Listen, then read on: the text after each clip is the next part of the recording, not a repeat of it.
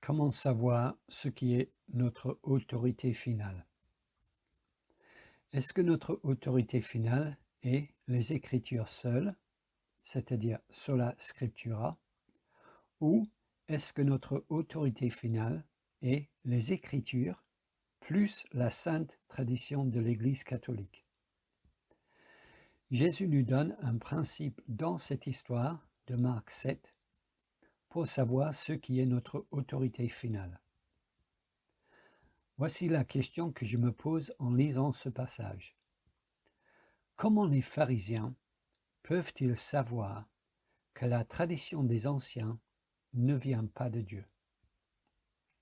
Comment les pharisiens peuvent-ils savoir que la tradition des anciens ne vient pas de Dieu? Voici la raison pour ma question. Nos amis catholiques romains disent que notre autorité finale est la parole de Dieu. Cependant, pour un catholique, la parole de Dieu est à la fois écrite et orale. Il y a donc, selon la doctrine catholique, deux paroles de Dieu, une écrite et une orale. Les deux viennent de Dieu et sont donc infaillibles et inhérentes. La parole de Dieu écrite s'appelle les Saintes Écritures et la parole de Dieu orale s'appelle la Sainte Tradition ou la tradition apostolique. Les catholiques prétendent que cette sainte tradition est les enseignements transmis par Jésus aux apôtres et ensuite par les apôtres au reste de l'Église sous l'autorité des successeurs des apôtres, c'est-à-dire les papes et les évêques.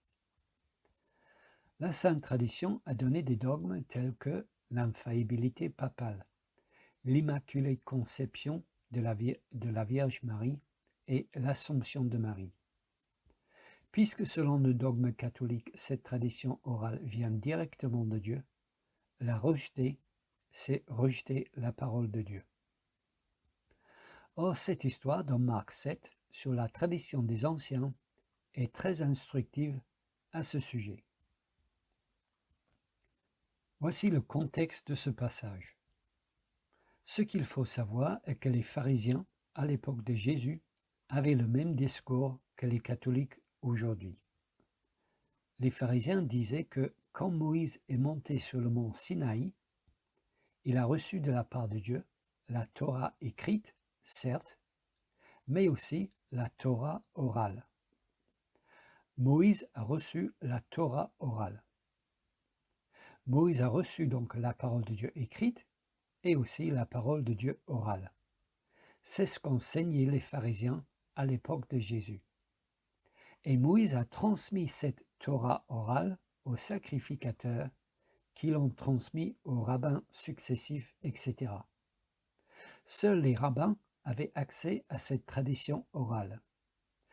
Les pharisiens prétendaient que cette tradition orale a été donnée par Dieu à Moïse pour empêcher les non-juifs d'entrer dans le royaume de Dieu. Cette tradition orale était donc une connaissance cachée, réservée aux responsables religieux. Et elle n'était pour les pharisiens en aucun cas une tradition humaine, mais était bien une tradition divine, autant que la Torah écrite. Ce n'est d'ailleurs pas pour rien que les pharisiens l'appelaient la Torah orale. Et c'est cette Torah orale que nous trouvons aujourd'hui dans le Talmud et dans la Mishnah, que les pharisiens appelaient à l'époque de Jésus la tradition des anciens, comme nous le voyons au verset 7. Pourquoi tes disciples ne suivent-ils pas la tradition des anciens? Cette tradition des anciens est la Torah orale, donnée à Moïse par Dieu selon les pharisiens. Et c'est cette tradition des anciens qui a donné lieu aux deux exemples cités dans ce passage, à savoir le lavage des mains et la règle Corban. Selon les pharisiens, la tradition des anciens, 1. vient de Dieu, 2. vient par Moïse, 3. a été transmise oralement par les grands rabbins, 4. contient des informations qui ne se trouvent pas dans la parole de Dieu écrite, et 5. est aussi autoritaire que la parole écrite. Et c'est là que je fais le lien avec nos amis catholiques. Car ce qu'il faut remarquer ici est que les Juifs affirmaient pour la tradition des anciens exactement la même chose que les catholiques affirment aujourd'hui pour la sainte tradition. À savoir, 1. La sainte tradition vient de Dieu. 2. Elle vient par les apôtres. 3. Elle a été transmise oralement par les évêques. 4. La sainte tradition contient des informations qui ne se trouvent pas dans la parole de Dieu écrite. Et 5. Elle est aussi autoritaire que la parole écrite. La sainte tradition catholique est un parallèle exact de la tradition des anciens juifs. Seul le contenu est différent. Le principe est exactement le même. La sainte tradition catholique est un parallèle exact de la tradition des anciens, des Juifs. La réponse de Jésus. Jésus dénonce la tradition des anciens. Il la rejette comme autorité finale. Alors, comment savoir ce qui est notre autorité finale? Je vous rappelle ma question du début. Comment les pharisiens peuvent-ils savoir que la tradition des anciens ne vient pas de Dieu? Dans sa réponse, Jésus condamne les pharisiens comme étant des hypocrites. Verset 6. Mais pour pouvoir les condamner d'hypocrisie, Jésus doit savoir que les pharisiens savent que la tradition des anciens ne vient pas de Dieu. Sinon, si les pharisiens ne savaient pas que la tradition des anciens ne vient pas de Dieu, Jésus les aurait corrigés. Mais il les dénonce. Il dit que ce qu'ils font prouve qu'Ésaïe a raison. Les pharisiens disent aimer Dieu, mais ils prouvent par leurs actions qu'ils n'aiment pas Dieu, car ils inventent des commandements qui ne viennent pas de Dieu et les imposent au peuple. Dans verset 6, nous lisons « Ésaïe a bien prophétisé sur vous ainsi qu'il est écrit. Ce peuple m'honore des lèvres, mais son cœur est éloigné de moi. C'est en vain qu'il m'honore, en donnant des préceptes qui sont des commandements d'hommes. » Et parfois même, les pharisiens remplacent des commandements de Dieu. Par exemple, ils remplacent le 6e commandement par la règle Corban, annulant ainsi la parole de Dieu par votre tradition que vous avez établie. Donc Jésus condamne les pharisiens, car ce que les pharisiens font est mal. Et Jésus les condamne parce que pour Jésus, les pharisiens savent que ce qu'ils font est mal. Ils disent honorer Dieu, mais en réalité, ils ne l'honorent pas. Ce sont des hypocrites. Donc je le redis, pour condamner les pharisiens d'hypocrisie, Jésus doit savoir que les pharisiens savent que la tradition des anciens ne vient pas de Dieu. Si les pharisiens ne le savent pas, Jésus les aurait corrigés. Il ne les aurait pas condamnés. Mais il les condamne. Donc les pharisiens savent que ce qu'ils font est mal. Donc la question se pose, mais comment? Comment, selon l'argumentation de Jésus dans ce passage, les pharisiens peuvent-ils savoir que la tradition des anciens ne vient pas de Dieu? Comment peuvent-ils le savoir? Jésus les tient responsables, coupables pour leurs actions. Mais comment les pharisiens peuvent-ils savoir que la tradition des anciens ne vient pas de Dieu? Ils n'étaient pas là quand Moïse est monté sur le mont Sinaï. Ils ne pouvaient donc pas savoir que Moïse n'avait pas reçu la Torah orale, n'est-ce pas? Ils ont fait confiance à leurs rabbins, qui leur ont raconté cette tradition des anciens. Et ce n'est pas un péché de faire confiance à son rabbin, n'est-ce pas? On n'est pas coupable d'avoir cru son rabbin. Donc, comment peuvent-ils savoir que la tradition des anciens ne vient pas de Dieu? Le seul moyen pour un pharisien de savoir que la tradition orale ne vient pas de Dieu est de consulter les Écritures. Le seul moyen pour un pharisien de savoir que la tradition des anciens ne vient pas de Dieu est de consulter les Écritures.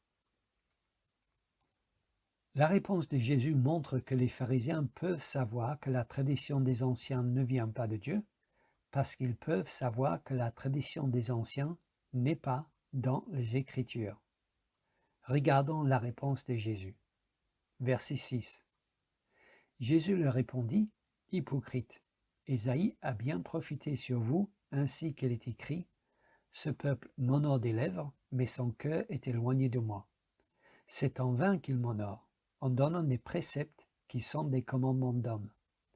Vous abandonnez le commandement de Dieu, et vous observez la tradition des hommes. » Il le dit encore, « Vous anéantissez fort bien le commandement de Dieu pour garder votre tradition. » Car Moïse a dit, « Honore ton père et ta mère, et celui qui maudira son père ou sa mère sera puni de mort. Mais vous, vous dites, si un homme dit à son père ou à sa mère, ce dont j'aurais pu t'assister est corban, c'est-à-dire une offrande à Dieu, vous ne le laissez plus rien faire pour son père ou pour sa mère, annulant ainsi la parole de Dieu par votre tradition que vous avez établie. Et vous faites beaucoup d'autres choses semblables. »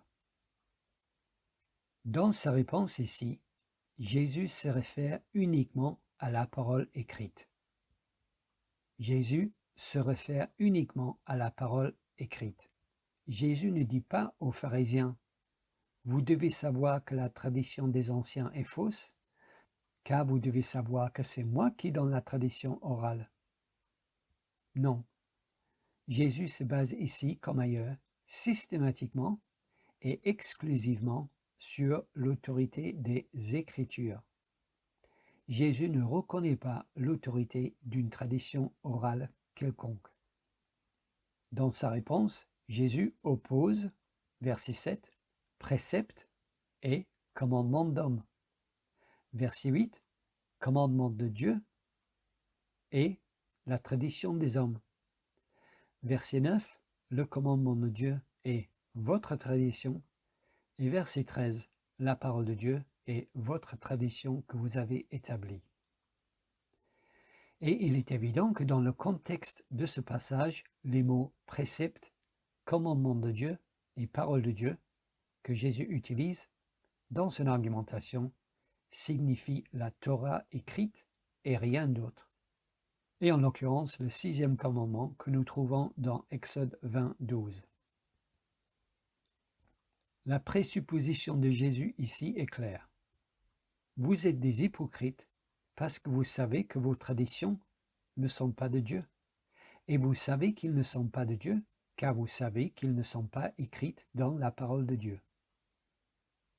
Loin d'affirmer l'idée d'une tradition orale divine, Jésus ramène les Juifs à la parole écrite et à elle seule. Si Jésus ne veut pas communiquer ici la suprématie des Écritures sur toute autre tradition, alors il est un piètre communicant. Si ce n'est pas écrit, ce n'est pas de Dieu. Faire semblant de ne pas savoir cela est hypocrite. Voilà son argumentation contre les pharisiens. Jésus tient les pharisiens responsables et coupables pour leurs actions. Pour Jésus donc, ils savent que la tradition des anciens ne vient pas de Dieu. Mais comment peuvent-ils savoir que la tradition des anciens ne vient pas de Dieu? Les pharisiens peuvent savoir qu'elle ne vient pas de Dieu parce qu'ils peuvent savoir que la tradition des anciens n'est pas dans les Écritures. Voilà pourquoi ce sont des hypocrites. Bref, le message de Jésus concernant l'idée d'une tradition orale divine ici est clair. Ce que vous appelez la tradition orale, ce que vous enseignez vient directement de la bouche de Dieu. Ces doctrines que vous voulez imposer aux hommes doivent être soumises à l'autorité de la parole de Dieu écrite. Et si elles ne sont pas dans la parole écrite, alors elles sont des traditions d'hommes et non de Dieu. C'est le principe formel de sola scriptura. Et c'est Jésus ici qui pratique ce principe, et c'est Jésus qui l'annonce à des hommes qui sont convaincus que leur tradition orale est la parole de Dieu. Vous annulez ainsi la parole de Dieu par votre tradition que vous avez établie. Dans ce passage, Jésus ferme complètement la porte à l'idée qu'il peut y avoir d'autres autorités finales que la parole écrite. Les Écritures seules sont notre autorité finale. Sola Scriptura. C'est Jésus lui-même qui l'enseigne ici. Oui, mais un catholique protesterait et dirait que Jésus dit tout ceci avant que la sainte tradition ne commence. Il est normal que Jésus condamne la tradition des anciens, car il va bientôt donner sa propre tradition orale, la sainte tradition de l'Église catholique, dirait-il. Je réponds à cette objection en disant que je crains que vous ne compreniez pas que ce qui se passe ici rend cette objection irrecevable. Car dans ce passage, c'est précisément lui que vous prétendez va bientôt établir la sainte tradition qui établit ici le principe de sola scriptura. Le fondateur de votre sainte tradition établit ici le principe de sola scriptura. Il y a quelque chose qui cloche et ce n'est pas le raisonnement de Jésus. Jésus ne se contredit pas. Si Jésus établit ici le principe de sola scriptura, il ne peut pas établir ensuite la sainte tradition. Un catholique me dirait peut-être que Jésus ne peut pas rejeter la tradition orale en tant que telle ici, car le Nouveau Testament affirme la tradition orale dans d'autres passages. Il est impossible que Jésus rejette en bloc la tradition orale, car ailleurs le Nouveau Testament affirme la tradition orale. Par exemple, l'apôtre Paul dit dans 1 Corinthiens 11, 2 « Je vous félicite de vous souvenir de moi en toute occasion et de maintenir fidèlement les traditions que je vous ai transmises. » Mais cette objection catholique présuppose ce qu'elle est censée prouver. Car pour que cette argumentation soit valide, il faudrait montrer que la tradition orale dont parle l'apôtre Paul ici n'est pas ce qu'enseignent les Écritures.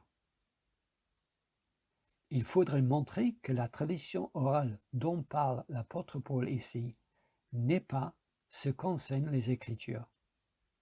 Je veux dire par là qu'il faut montrer que pour l'apôtre Paul, ces traditions transmises ne sont pas tout simplement les mêmes enseignements qu'il leur écrit. Non, Paul ne contredit pas Jésus, et le raisonnement de Jésus ici est clair dans Marc 7. Vous présentez votre tradition comme venant de Dieu, mais vous savez qu'elle n'est pas écrite dans les Écritures, donc vous savez qu'elle ne vient pas de Dieu. Et c'est pour cette raison que vous êtes coupable. Amis catholiques, je vous retourne l'argumentation de Jésus. Vous présentez votre tradition comme venant de Dieu, mais vous savez qu'elle n'est pas écrite dans les Écritures. Donc, vous savez qu'elle ne vient pas de Dieu. Et c'est pour cette raison que vous êtes coupable. Pour Jésus donc, toute croyance religieuse ou toute instruction qui n'est pas écrite dans les Écritures vient forcément des hommes et non de Dieu. C'est l'argumentation de Jésus dans ce passage. Si ce n'est pas écrit, ça ne vient pas de Dieu. C'est le principe de sola scriptura. Et c'est Jésus qui l'annonce ici. C'est le principe de sola scriptura et c'est Jésus, celui qui vous prétendez a établi la sainte tradition, qui établit ici le principe de sola scriptura. Puisqu'il établit le principe de sola scriptura ici, il est impossible que Jésus établisse aussi la sainte tradition. Dans Marc chapitre 7, Jésus établit le principe de sola scriptura.